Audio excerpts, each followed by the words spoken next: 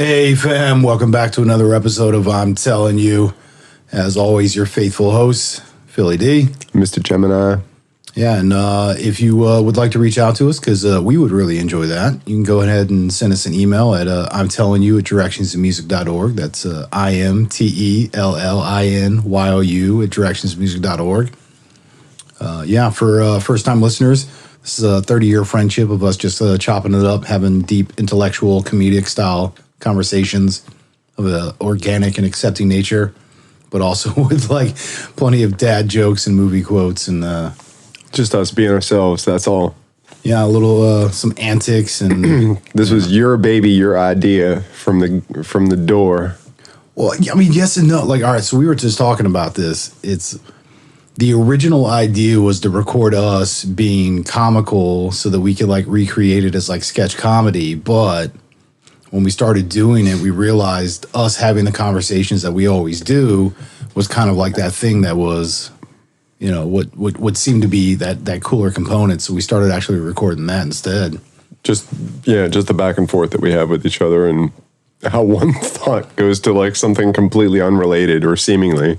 Yeah, I know, because then you get like movie quotes that just come out of nowhere because, you know, you think or say something and then all of a sudden it triggers me and back and forth. And one of us says two words in a certain way and it's just like bounces you completely in a different direction. Yeah, with the right inflection, all of a sudden it's just like, you know, we start quoting a whole movie. Like I was there and I don't even know how I got there. Like in the middle of the conversation, you go from, you know, one thing to something completely unrelated and then to a song and then... Yeah, that's a fair description. That's an accurate statement. Because I'll be listening, I'll be like, what just happened? Who are we talking? Okay, I don't even know. Well, right, and there's plenty of times where, I mean, I don't know, we always joke that you're the tangent man and I'm the corraller. You know, so you start tangenting all over the place. And that's my job. Right. I just take it off the rails. Yeah, and then I got to rope us back in and, you know, you can have a nice conversation. Yeah, right. The lasso. The three shape. Snaps up in a, what did you call it? In a lasso formation. Yeah. Not that you can see that out there, but yeah.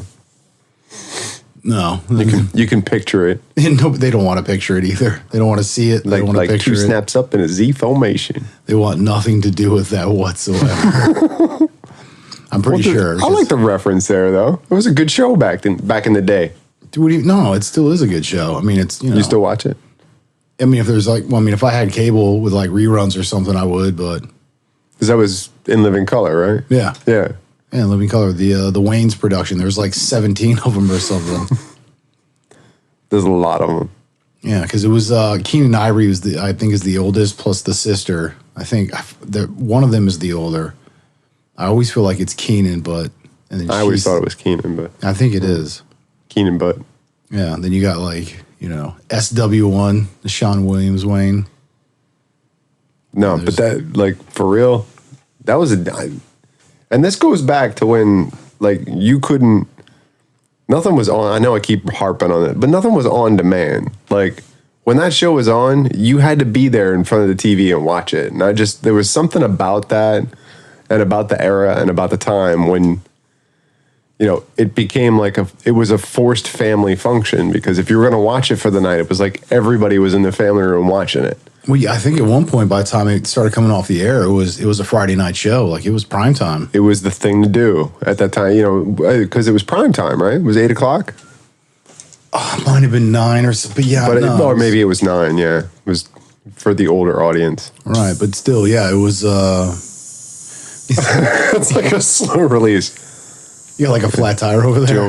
Doing my thing and cracking a beer here, and it's just... Because you're trying not to get it all over you. I'm trying not to get it all... Yeah, because I don't have a table in front of me, so... Yeah, go figure. That's going to be the... it's like a first.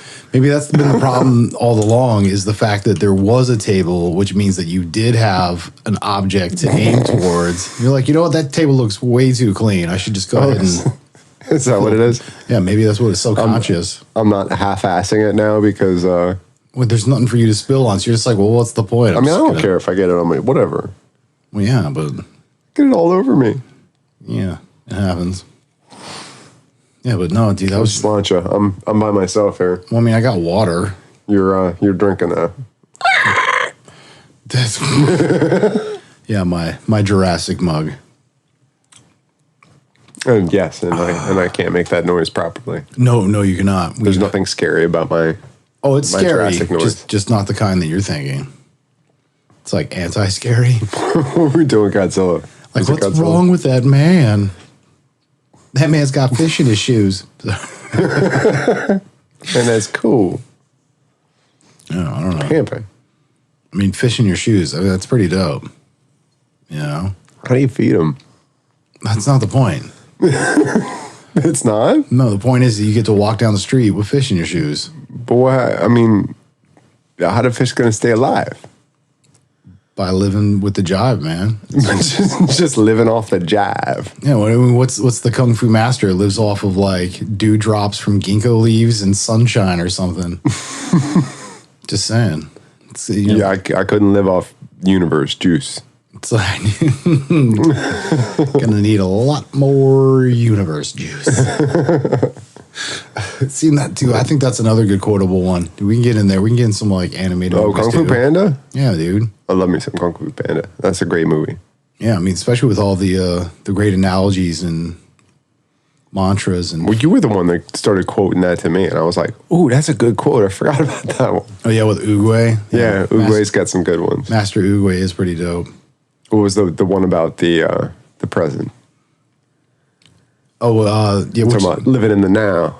Well, yeah, because what does he say? You know the. Oh man, see, I'm gonna butcher the crap out of this now. Great, thanks. Yeah, no. Well, The past, no, the yesterday is history, Right. tomorrow is a mystery. and tomorrow is a mystery, and that's why today No, today, and today is a gift, which is why they call it the present. that's it. There you go. Love me that.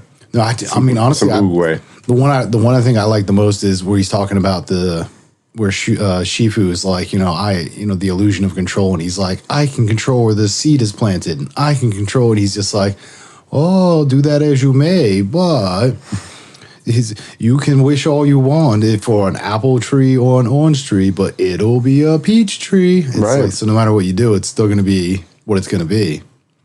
It is what it is, man. Do what it do, baby. Yeah. Don't try to change me.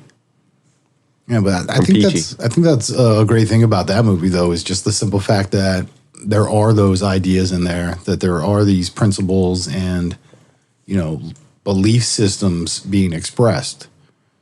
I mean, especially because it's kids are going to watch it, so as they grow up, they get that as a frame of reference. But And then that's- parents also get to watch it and kind of hopefully modify their perception. All held together by the nonsense of Jack Black. And just goofiness. As a right? giant panda that thinks he's supposed to be a kung fu master. I love how it opens with like his imagination and joining all these crazy fights.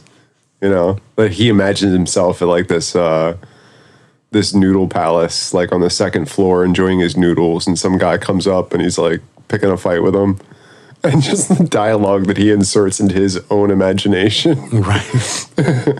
I see you like to chew. Would you like to chew on my fist? Yeah, right. Putting his own like terrible kung fu quotes in there. Yeah, no, I think it's an accurate description, but it makes it gives it a very open platform. Everybody's seen that old kung fu classic that's just like terrible, terrible lines because it's not at all about the dialogue. They put just enough in there to keep. Like, how do you link one fight scene to another? That's all they were trying to do. it's like porn. You're just trying to go from We're just trying to find the next fight scene.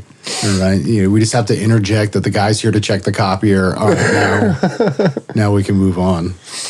I had to compare. Now you're comparing kung fu to porn. Well, yeah, because the dialogue is not important. It's all about going from action scene to action scene.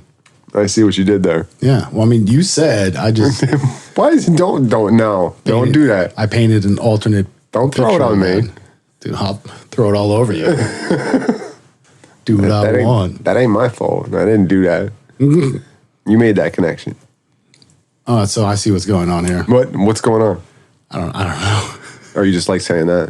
I see what's going on here. Well, it's because nobody else can see what's going on here. It's like a jab at It's just everyone not else. fair. That's mean. I can see what's going on, but you can't. I'm looking at the people now. I'm sorry, people. He doesn't mean it. The people are sorry for me. Yeah. What? They know what's going on. They feel sorry for you? Of course, I got to put up with you. Dude. All right, I'm just going to turn around before I'm going to supersede any of this. You're already in the corner. I'm going to go face the corner. Actually, yeah, we're both in alternate corners already. That is true. Yeah, we've separated ourselves. We don't play well together. Well, no, I like the table in between us, but this is a nice little change up. Yeah, the table in between us keeps me from smacking you, is why you like that. Yeah, I like that. It gives you a buffer. What? I don't like getting smacked. Well, then stop acting around. What? We're here to be serious. No, we're not. We're totally here to be serious. We're not. We've already determined this. No, I don't think I was there for that. No. We're here to be sincere. I don't think I got that memo. I don't need to be serious. Sincerely? Sincerely. Sid, seriously? No. Just sincerely. You know, I really don't think it's ever going to get old quoting ourselves, because I enjoy it. It cracks me up. I mean, because I still re-listen to our episodes, and it's as soon as I start getting, I remember what it is. What we said, how we said, like, dude, it's just in there now. It's just part of your regular vocabulary. I guess, I don't know. There's a part of my brain that's just like, he really likes this. Let's just save all of this for him. Yeah. It keeps replaying in your head when you don't really want it to. Well, because I mean, what I said to you was like the Double Mint commercial. When I re-listen to episodes, it's straight uncut, meaning that there's no intro, outro, or anything else. It's just the recording of us doing this. And when I listen to just the recording, I still hear the intro and outro, specifically the outros. It's like, we end it, and all of a sudden, it's just there. Like, yeah. I can't not hear it. Oh, no, I see what you're saying. It cracks me up. You put it back in even though it's not there. Yeah, no. Like you just automatically. It's like ghost limb. I can feel it. It's not there. It's not there. I can feel it. It's not there. That's part of the show proper. Yeah, you gotta. Well, I'm right here. Sorry. Yeah, there you go. I'm here with you. I'm here with you. Talk to me. Are you gonna hold me now? Because we need to work on our communication. Dude, that line still cracks me up. I was re-listening to that episode a couple days ago, and as soon as you said, I was pretty much. Because I know what they're gonna say.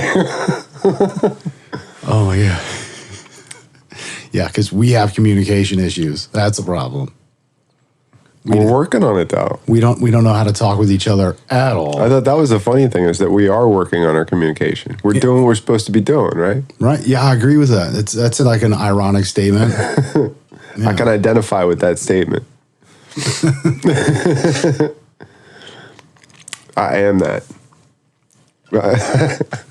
I am the danger. I am Guan Yin.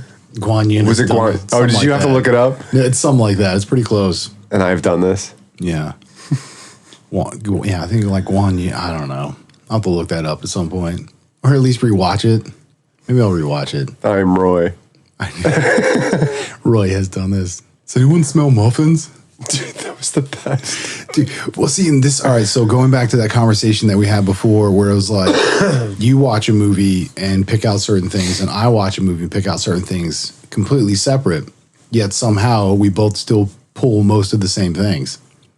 Well, there's certain things like the muffins thing. I think that would be on everybody's list because it was just a real short, like that you only have to pull that one out. You don't have to memorize the whole scene. It was just that one quote was just stuck with me. It was hilarious. Yeah, well, I mean, that goes back to our... I smell muffins. Do you smell muffins? That goes back to our quotable scale, the right. ITY metric system for rating whether or not a movie is worthy of watching. Because, certain things that stick with you, Yeah. Like it's our time. Just gonna Goonies me? Is that what Sure, why not? All right, great. And look what you did, you little jerk. In the Home Alone. You're such a disease. You with the French called les incompetents.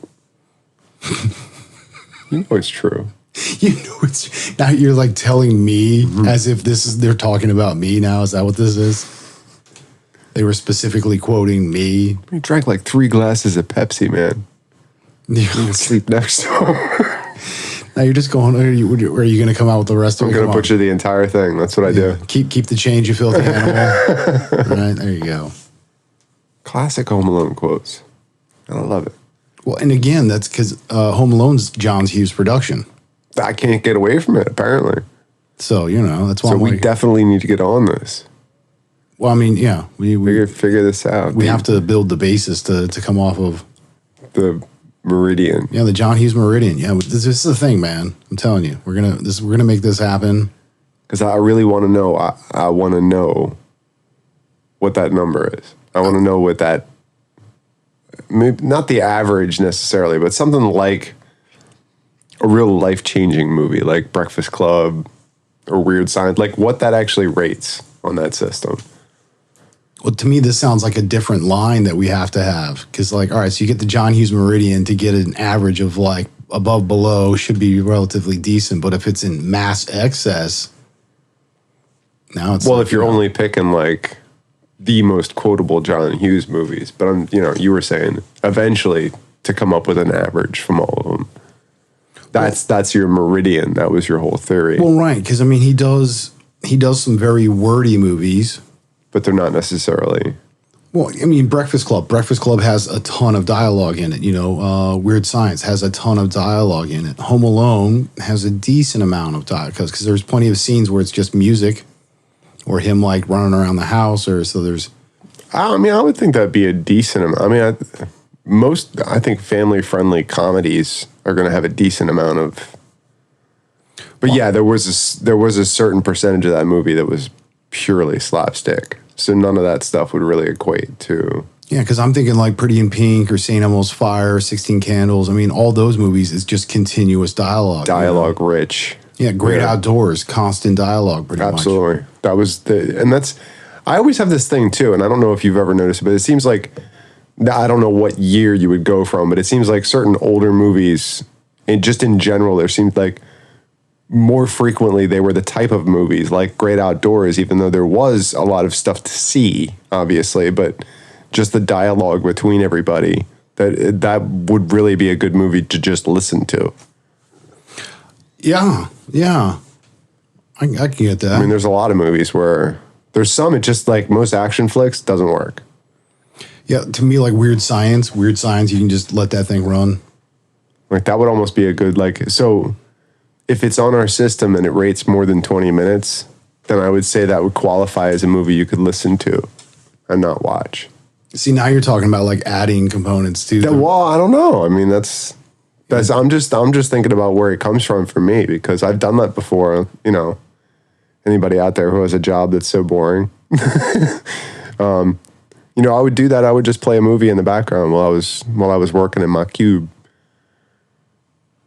Well, I've said myself I used to have a DVD player in the car, and people are like, dude, what are you watching movies for? I'm like, dude, I'm not watching them. Mm-hmm. I put them in and I'm just listening to them, and, I can still paint that picture in my head. Right. Well, yeah, especially one of these classics. You've seen it. You don't necessarily, I don't think National Lampoons, a lot of those would probably fit. Like Christmas Vacation, European Vacation. That they have enough dialogue keeping it going that you wouldn't necessarily need to view it. You would be missing some, but not a terrible amount. You'd still kind of be able to follow along with the story. I can buy that. Yeah? I mean, I'm not going to pay a lot for it, but I can buy that. I'll see what you did. Yeah, dude, dad jokes. Well, I mean, it's what I do. This is what I'm here for. All right. Do you? I tried. It hurt. It's like my running. I do, dude. Come on, you walked into it. That is your running joke. He walked right into it. You walked right into my running joke. I'm punny. This is what why are you running? What the hell? It's what I do, man. I'm walking and I walked right in and you were running. I was running. This is what we do. Yeah, unfortunately, this is what we do. Talk. We talk. Just know that the 9 o'clock show is completely different from the 10 o'clock show. Leave your children at home. Thank you very much. Thanks for listening, guys. Thank you very little. You see how much effort and forethought we put into all of our shows. Absolutely not. Yeah, could you be? I'm bring it right. I'm gonna go right on top of the mic. You don't have to be right on top No. of it, but you can't be 17 feet away from it. It's always 17. That's my number. I'm not 17 centimeters away from it. Maybe you are. No. How do you know? You know what the metric system Millimeters. is. But You don't know how to use an abacus. Come on, man. Stop. the metric system. Everybody knows you need an abacus for the metric system. So why don't they call it the quarter pounder? Because they call it the Royale with cheese.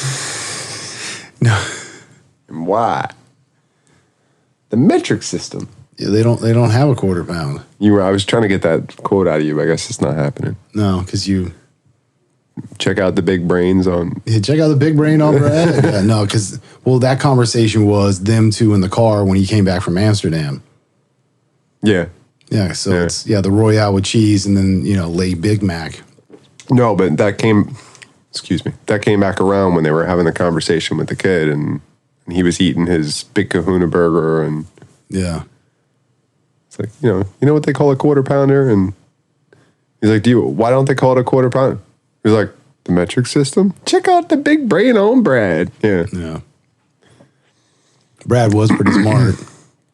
No, he You see, my wife is a vegetarian, which pretty much means I'm a vegetarian. Remember? Great movie. I had that poster on my door for a long time after that came out. See, that's back when I think Pulp Fiction. when posters were still like A thing. Yeah, so were music videos. Posters are still a thing. Are they? Yeah. Do you have any posters up at your house? I just put up like 6 posters for my daughters. Yeah, I didn't say for your kids. But it's all Japanimation, so. I asked, do you? Do I? Yeah. See, so posters aren't a thing. I have framed puzzles, That's not a prints of paintings. You're a prince of paintings. Poster prints of paintings and Yeah, I'll print your poster painting. an actual painting. I don't really have any posters, but That's what I'm saying. So posters are not a thing anymore. they sure are. Why would they not be a thing? It's like a waste of paper. You're a waste of what? Dude, you couldn't even finish that, bro. You're like, that's not gonna work. Damn it. Button hooked myself. Yeah, you. Why? No, posters are still cool if you find something that's worthy of. Yeah, I mean, it's. Why would posters not be a thing anymore? What would be a poster worthy? You're gonna have to get like a holographic image on your wall now. Is that gonna be the new thing? What's wrong with a poster? Because it's made of paper? It's like a child's toy. It's not Gunslinger. But yeah, no, give me a poster that is like worthy of you as an elder man to buy and put up on your wall. Well, I mean, obviously, your taste in posters change as you get older. I mean, it's That's what I'm asking you. What's your? I'm not gonna have Alf on my wall anymore. That's probably. Why wouldn't you? Well, I mean, I did. I did that. Why? I don't need to do that again. And besides, I'd feel like a poser. I don't watch Alf anymore. You'd be a poster poser. A poser. Like picture perfect. No. No. No. No. No. But that just reminded me of the Mortimer Ichabod marker. Right meow. Dude, I almost got you. Almost got me. Well, you didn't spill any of that beer, so I'm trying to help you. I don't want You're you. trying to help me by pointing out all my inadequacies. Yeah, No, no. I know how you help me. No, I want you to get out there and hit the pace car. The pace car? Yeah, hit the pace car. Why? Because you hit every other car out there, and I want you to be perfect. Yeah, I can't have you opening beers and not spilling any of it. You're gonna ruin your perfect record of always spilling your beer. We're streaking. Dude, who's streaking? I was just thinking of that. Actually, Streaking the quad. I actually just watched that the other night. Oh, did you? Yeah, dude, it's such a good movie. I can't help it every time I think of that scene too. Yeah. Big cold out there, Frank? That's exactly. Yeah. Hey, Melanie, oh. do you think KFC's still open? Get in the car, Frank. Oh, okay. Yeah. Cold out there, huh, Frank? Yeah, Will Ferrell's really dope. Was it on the break? I had you like looking up some Starsky and Hutch stuff. Yeah, you did. Yeah, because there's the scene where Will Ferrell wants the 2 dragons. Need to see the 2 dragons. I'm not gonna lie to you. It's gonna get a little weird. Gonna need 2 dragons. Dude, Vince Vaughn's in that too. Snoop Dogg. There's like, I mean, it's actually a really solid cast. Yeah. Yeah, I think Stacey Keach is in it too.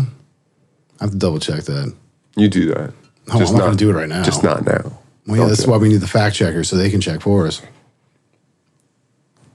So, I don't know when that's going to happen. We keep talking about that regular motif here. We're going to keep talking about it until that record breaks. Like, please write us. And yeah. It's like it's just a regular routine. We are lonely and desperate and would like a third party to this. We just want to talk to people. I just want to talk. Well, if it's just two of us, that's not enough for a quorum. We need like a third. I feel like I've been trapped in my house. Oh, yeah, that's right. I have been trapped in my house. Well, it's because nobody likes you. It has nothing to do with that. Nobody seems to like anybody anymore. I mean, I like you. Yeah. I mean, not like a lot, but you know, I do. Don't you look at me in that tone of voice. Do we need to talk? We need to bring this up. We need to talk about this. Well, I mean, if you write it down, we can bring it up to the council later. We can work on it along with our communication. We can't call our off hours. We don't make any money. Not for that. We gotta, You know, maybe we should get the therapist to be our sound check equipment fact checker. Yeah. And then also take notes on how crappy we are to each other. I'm not sure if they go for that. I don't think that qualifies as any kind of pay. I mean, I'd say nothing about no money. Free advertising worldwide. I don't, drop your name if you want. Who cares? Wait, why would you drop your name? Don't you like your name? As a psychiatrist, just drop, hey. Oh, because they want to counsel us? Yeah, if you like what you hear on the show and you think I'm keeping these boys together, see, that's the problem. That would fail right there. This probably wouldn't be good advertisement because they're clearly insane. So I can clearly not pick the wine in front of you. Are you quite finished? I haven't even begun to start. Oh my God. I'm Inigo Montoya. Stop saying that.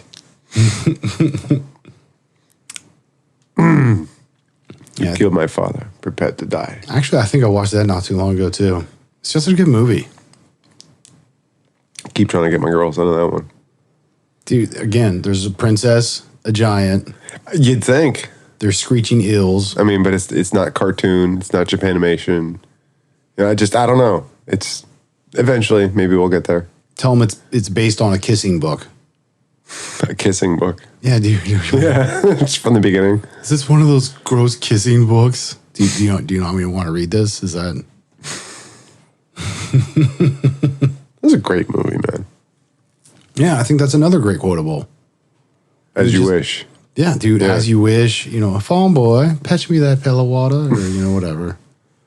And then, like, she's having her dream, and the freaking witch is like, boo her, boo this woman. Yeah. There's so many great lines. Have fun storming the castle. No, with the Humperdinck. Yeah. What, Humperdinck? Humperdinck, Humperdinck, Humperdinck. I told you never say that name. Shut up, witch. I'm not a witch, I'm your wife. Yeah. I mean, dude, that's because that's where we get into, like I keep saying, there's plenty of movies where there's like quotable lines, but there's some movies where it's like the entire scene. Yeah, yeah. It goes from like line to line. There are certain ones that stick with you, and I don't know if that's just like we were saying. I don't know if that's like why is it there's certain ones that we pick out and certain ones that individually we like that the other one doesn't necessarily bring up. Like there's certain like why is our focus there? Yeah, I don't know. I think for the most part, at least the consistency I've seen is we pretty much pick out all the same ones. All the same ones. Yeah. So I wonder if that's a thing. But I mean, that's what I was saying. There's so many more quotable moments in there, but there's certain ones that seem to stick, that seem to be more naturally. And maybe it's because they're short. I don't know. You can just truncate and just take, one line or. Yeah. What, you over there pushing buttons? What's going on? What the heck happened to you? What do you mean? What happened to you? You got like a frog in your throat? I may. Is it a chocolate-covered crunchy frog? A crunchy frog? Yeah. You really going to put me there? Well, I mean, if you take the bones out. Am I to believe there's a real frog in chocolate? Dude picked, flown from Iraq. cleansed in the finest spring water, lightly killed, and sealed in a succulent, smooth Swiss quintuple chocolate covering and lovingly flavored with glucose. Do you take the bones out? We took the bones out, they wouldn't be crunchy now, would it? Come on, you gotta have the inflection. If we took the bones out, it wouldn't be crunchy now, would it? No, I don't have to do anything. It's a little too late for me to be. You brought it up. No, you brought it up. You said. I didn't. You see, roll back the tape. We can't. We're in the middle of a live recording. Oh, damn. Yeah, this isn't like the court where you can just be like, stenographer, read back 2 minutes ago. Well, Yeah. it's a shame. That's not how this happens. We'll have to work that out. Well, if we had like a fact checker, we could probably. We keep saying that. Yeah. Well, but nobody writes us about fact checking. Maybe if we actually had money to offer, I don't know. I mean, we never said we wouldn't pay them. I mean, maybe like once or twice. But for the most part, we never said nothing about not being paid. No, I just recall something about paying in high fives or. That's why a couple of times. And I think that was an alternate platform, so they don't know The about alternate. that here. Yeah, maybe. Picture, if you will. Something on the wing. There's a show before, I'm telling you. Yeah, there is. Literally. Literally. Literally. Littering and. Literally. Littering and. Literally. Literally. Literally. What is... Oh, my God. Why does something have to be wrong? I didn't say that. You were saying that. No, I did You not. were getting ready to say that. Well, You said. it would be wrong for me to say that was wrong, so I didn't say it. Oh, but you were ready to. The thought might have crossed my mind. I know, thought crime. And I can't really punish you for that, can I? Well, I mean, no. I will talk from inside my beer. You 7, you're going to tie some string to that and go to like the neighbor's house? I'm thinking about it. You got a problem? Well, yeah, I mean, we're in the middle of something, so you can't. You just go up to the neighbors upstairs and go from one window to another. I mean, Hello? I don't know. Oh my God, it works. I'm standing right next to you. Like, can you hear me? Yeah, I totally can. 'Cause you're I'm like right. Hello. literally standing next to me. Hello. Dude, why did you stop? Again, Dude, what the heck? giant child, gross, and you just play with everything. Not everything. Is your mother not ashamed of you? Because I feel like she should be. I feel like sometimes she really is. It's okay though. That really hit you, Oh didn't my it? Jesus. Yeah, you got me right in the cockles. You did. Well, you know, if I'm going to be completely honest with myself and others, Jeez. Oh, wow. yeah, I feel like sometimes there is a little bit of that. But, you know, that's all right. Well, yeah. Now she knows. It's out. Dude, monkey's out of the cage. Can't put it back in the bag. You can. Dude, no. Once monkey's out of the cage, it doesn't go back in the bag. Is this a cage or a bag? What? Exactly. Yeah, exactly. Exactly what? Well, that's excuse me. I think that was the things that like, because we were talking about Pineapple Express. You know, so James Franco, him being that character, just says like the most outlandish things. And see, that's like another like weird quotes out of that. You know, it's like, I thought hurricane season was over. You know, because he's quoting 227 as he's watching it. Yeah. Sound like my second husband. Like his freaking stoner. Oh, Jesus Lord. But yeah, no, it's the ridiculousness of his statements, because that's where I get the whole thing about like make sure you like wear shoes inside and safety first. Know what you said though, that they actually wrote that for the other characters, so those two characters were actually supposed to be swapped. Well, yeah, originally Franco was supposed to be Seth Rogen's character, which was the process server. The process server, yeah. And yeah, Seth Rogen was supposed to be the drug dealer because, you know, he obviously plays like the super druggy roles where he's just like mega stoner all the time. Yeah, and then like after seeing that movie, I can't imagine those roles reversed. Well, yeah, so when they wrote the script and they started, when they written it, And when they write it. When they wrote it and they started doing, readings, they had it so that it was those roles, and it just didn't feel right. Yeah, nobody liked it. It felt funny. Nobody liked it. So then they were like, let's switch it up. Why don't you guys, swap Here, lines? you take this one and you take this one, and let's try again from the top. It's the same script. They don't have to. No. He's over here like he's here. This is yours. Oh, and that one's yours. No, they all have the same script. I know they have the same script as to being metaphorical. You were being something, all right. You're gonna be something too. With You my what? Foot up your ass. You're gonna be real sorry, pal. Right. Yeah, you can't do it right now, anyways, because I'm sitting on it. Yeah. Yeah. Well, I'll kick you off the chair. Dude, you would not do that to me. Plus, No, I wouldn't. I don't have nearly the strength to do that right now. Yeah, because that's the issue. I'm not strong enough. I'm gonna kick you right now. It doesn't take much strength to throw something. What do we got over here? Do my stuff, so don't throw nothing. Yeah, throw my stuff, I throw you. What the heck? What the heck? You have a set of weights in here somewhere that I can throw at you? No, they in the other room. Oh, shit. You're lucky. There ain't no dumbbells in this room. That was good. Oh yeah, that's it's an Adam Sandler reference for those of who. I felt it coming too, and I just didn't even. I saw it. I didn't from even a mile block. away. It was like, Yeah. Oh, you can. Yeah, that's what I did.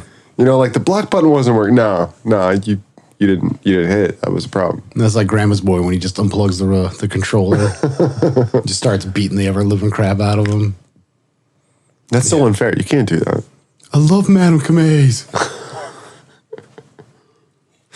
Oh my god, that's just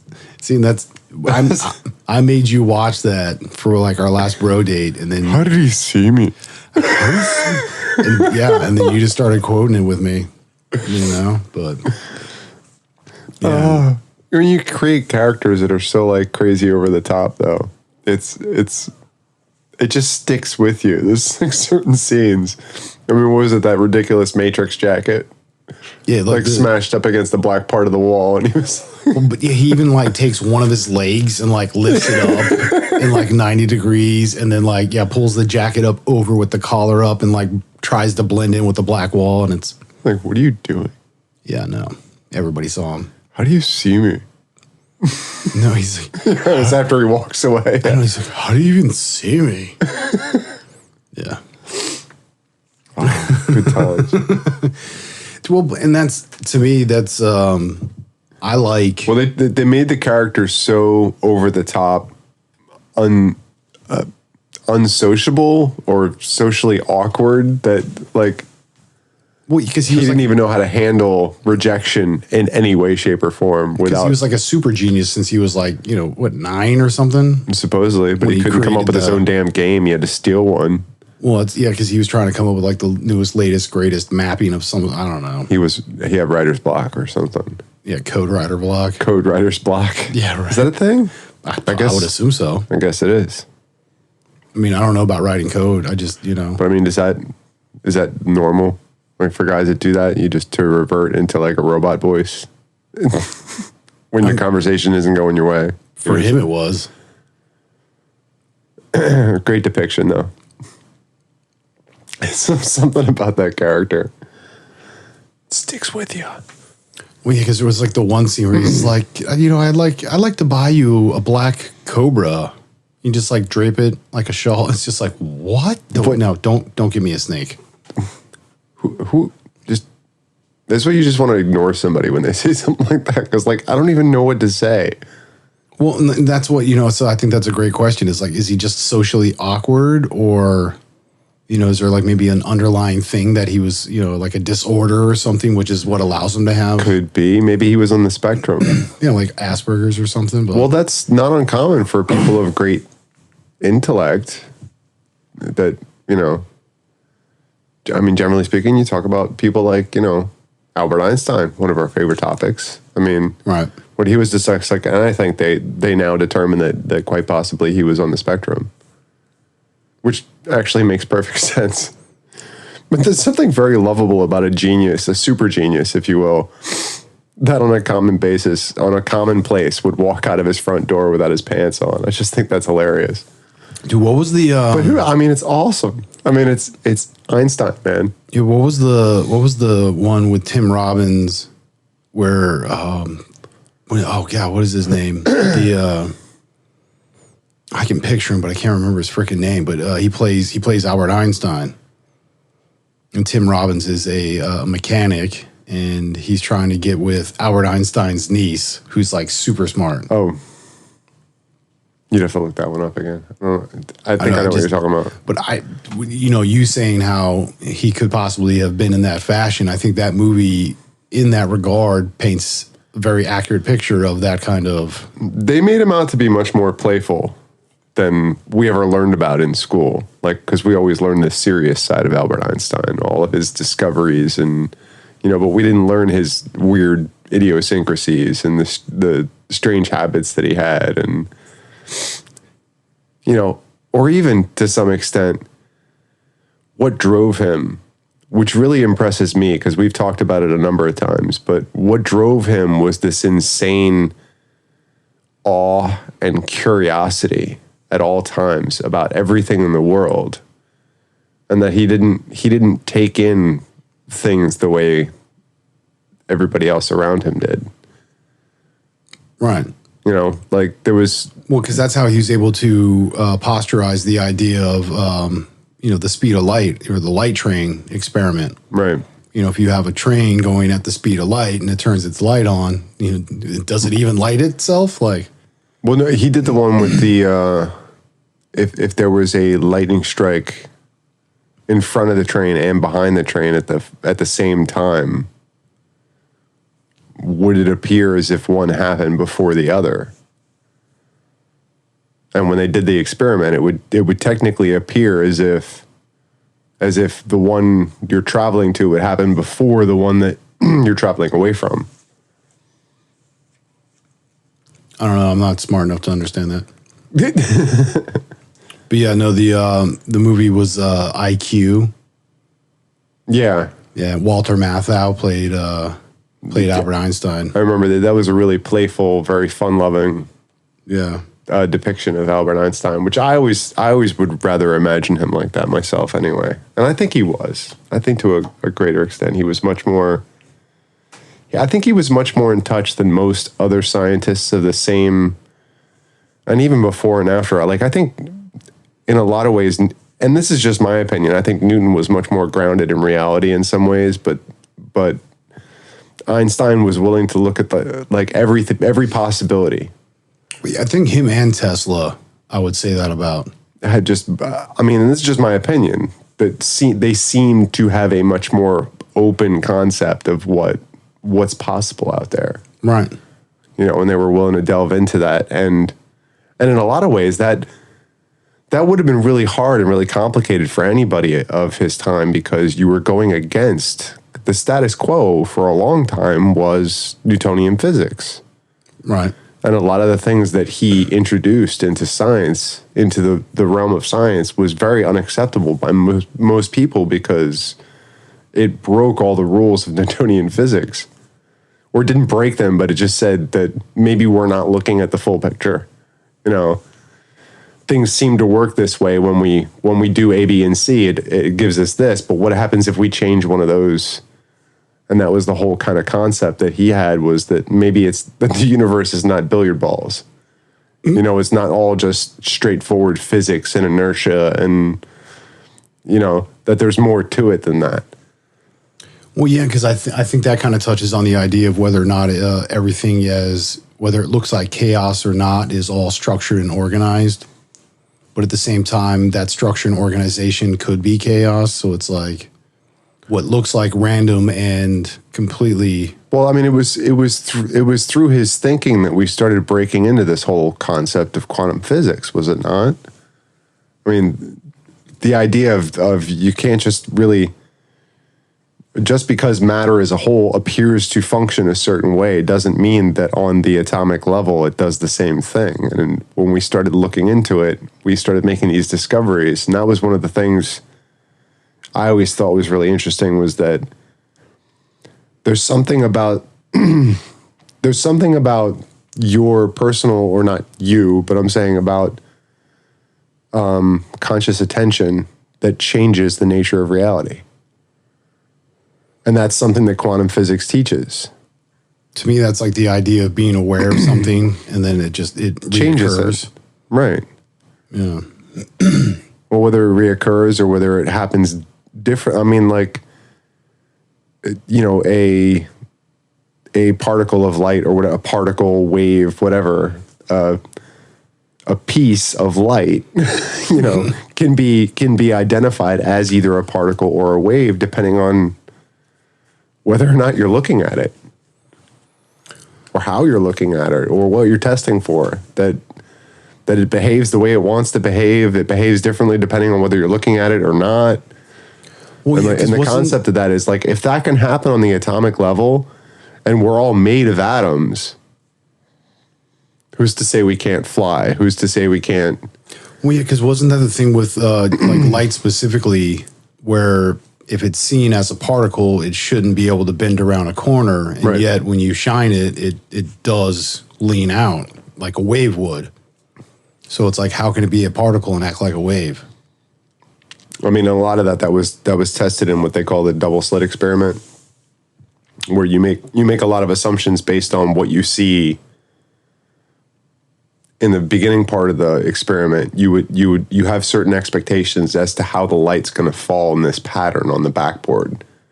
But then when you actually run the experiment and you slow down the electrons leaving, or your protons leaving the proton field or whatever through this double slit, you have all these expectations as to how they're going to hit the wall in the back, and none of that happens. So like, that's where these scientists just start going, how do we deal with this? I have no idea. This is completely backwards to what we expected to see. Yeah.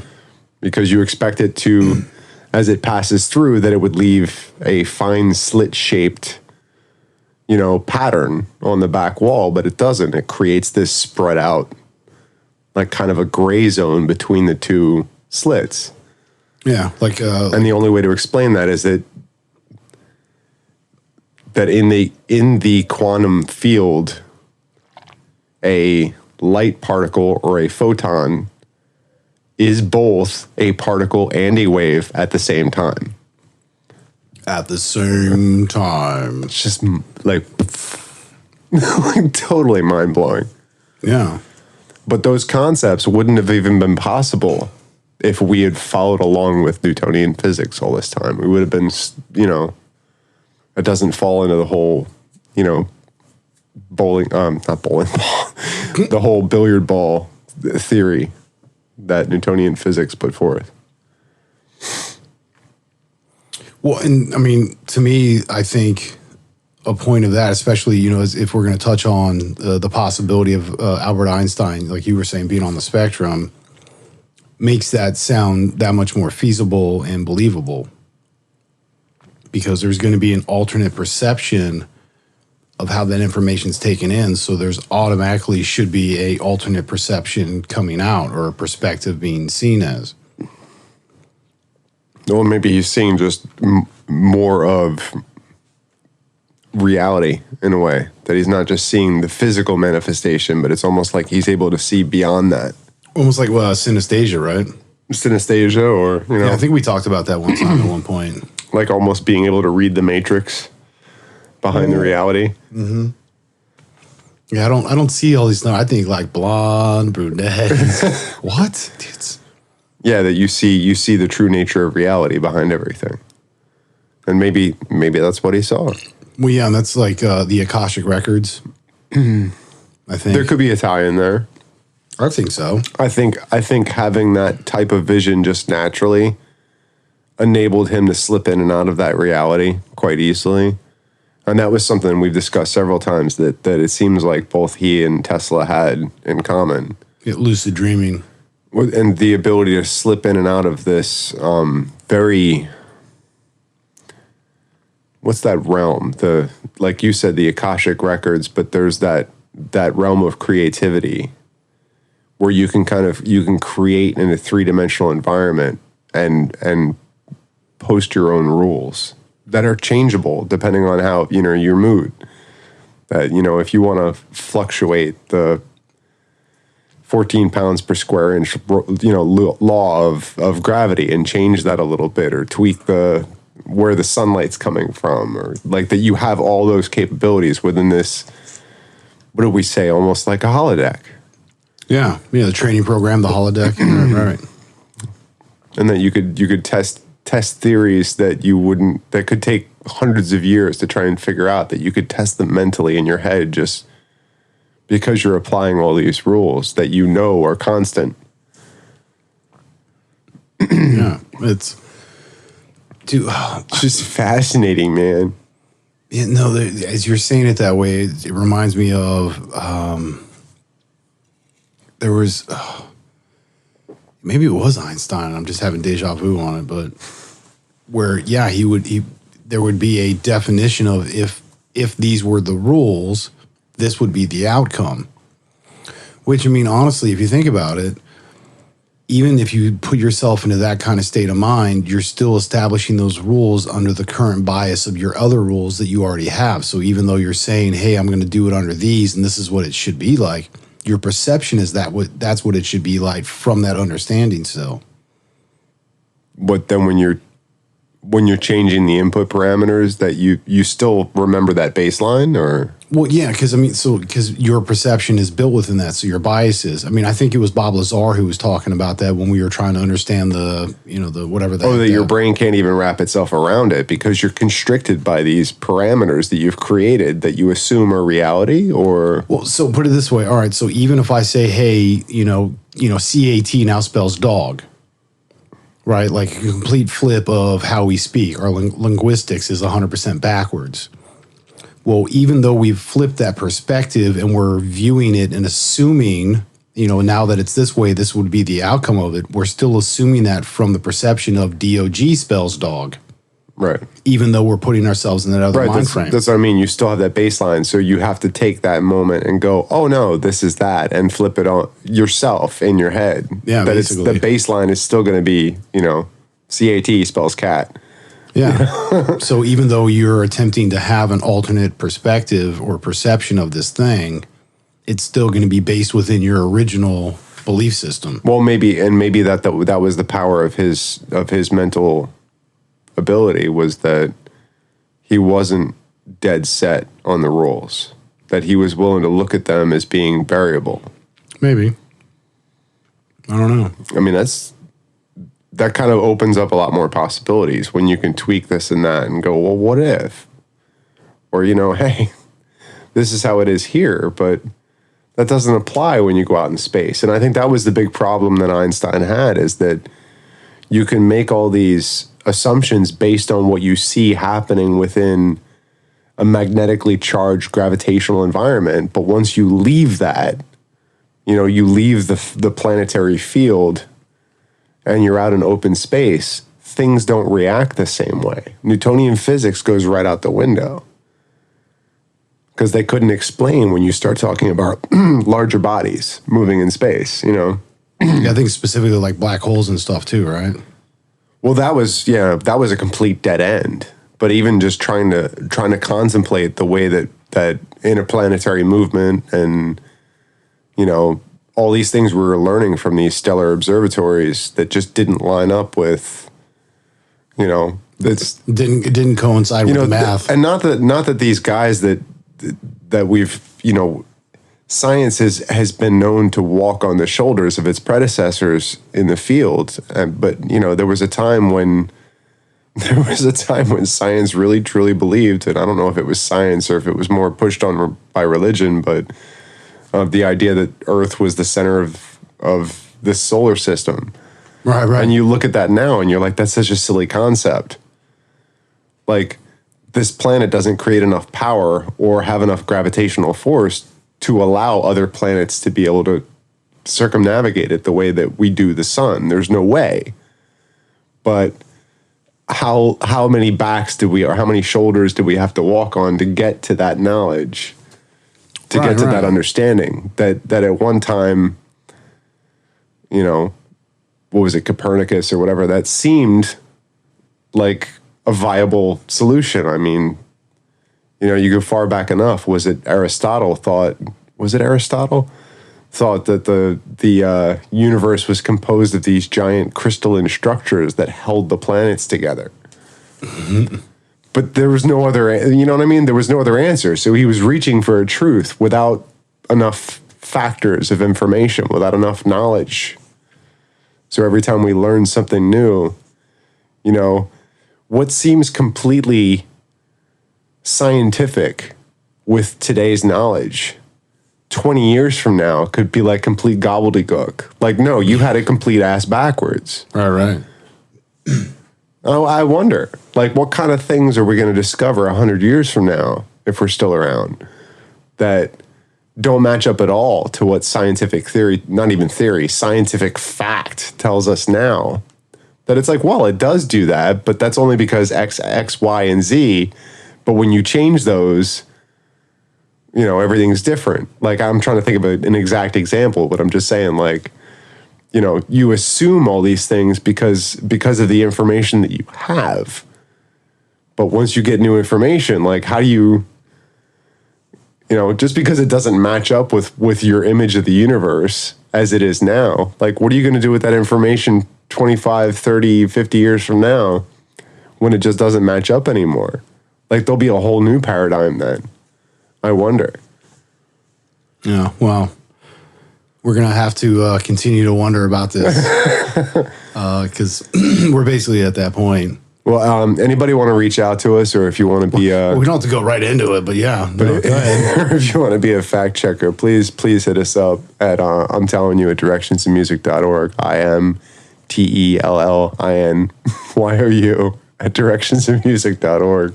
Yeah, it doesn't necessarily have to be about the fact checker, but if you do, put in your resume. I know how to Google.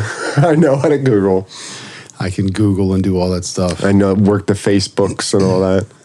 Yeah, but as additional stuff, you know, we're still looking to have people interact with us for quotes and things. You know, maybe hit us up, talk about the John Hughes Meridian. Maybe we're not thinking of something and you guys can, you know, add to it. Or so, you know, we're always open to continuing the conversation, but, you know, also expand. Oh, we're going to continue the conversation, whether y'all are here or not. That's going to, you know, that's just a given.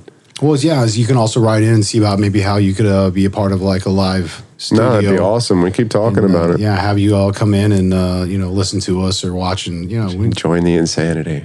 Yeah, we do all that kind of stuff. But yeah, so yeah, thanks fam for checking us out. You know, I'm telling you, another great episode. Mr. Gemini, thank you so much for stopping by. Yes, thank you, Mr. Philly D. Yeah, so yeah, be good to yourself and be good to everyone else. Yeah, much love. See you next time. Peace. Peace.